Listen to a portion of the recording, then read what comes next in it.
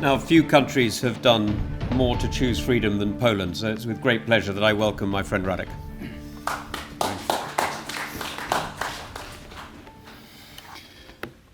Ladies and gentlemen, as has already been said, it seems particularly appropriate to be displaying this weapon in the very House of Commons, which was targeted and damaged during the Second World War by the Nazi German V1. At the height of the Blitz, about 1,000 British people were dying per day from these weapons. And Britain didn't cave. It only strengthened Britain's determination to stay in the war until final victory. And I am confident, particularly now having heard our Ukrainian friend, that the Ukrainians will also stay the course and will not be cowed by this weapon. This is the second drone that's been transported to the west out of Ukraine with the help of Poland. The first one made its way to the United States and was displayed in the capital. That first one was donated by the Ukrainian government.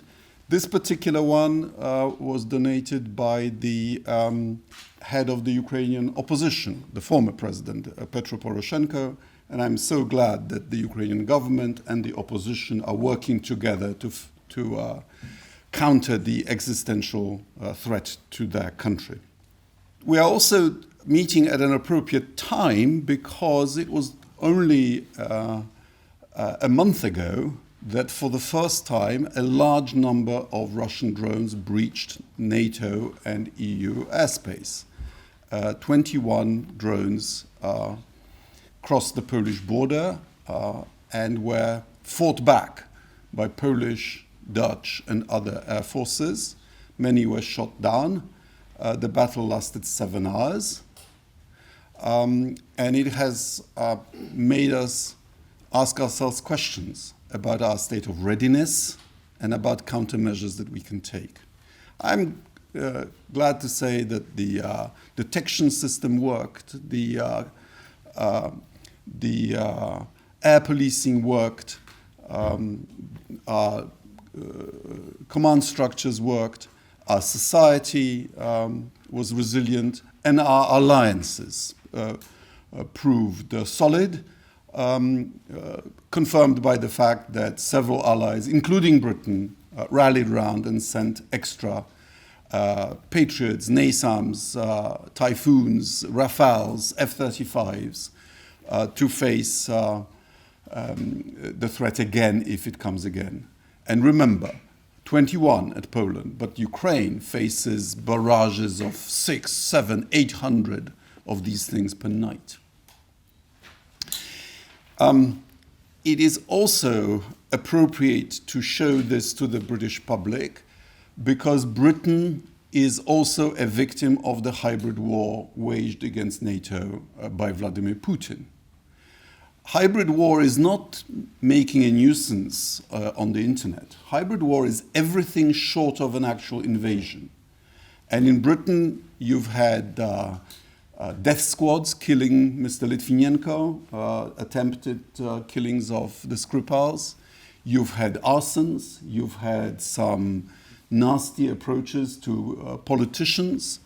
And you've had Russian spy ships mapping your critical infrastructure. In Poland, in addition, we have forcing migrants from Belarus into Poland, and we've had actual arsons and attacks on our financial institutions and hospitals as well. We don't know what else Vladimir Putin will come up with to test us, but we need to face this together, and we are doing it. The question is, what is to be done to end this war?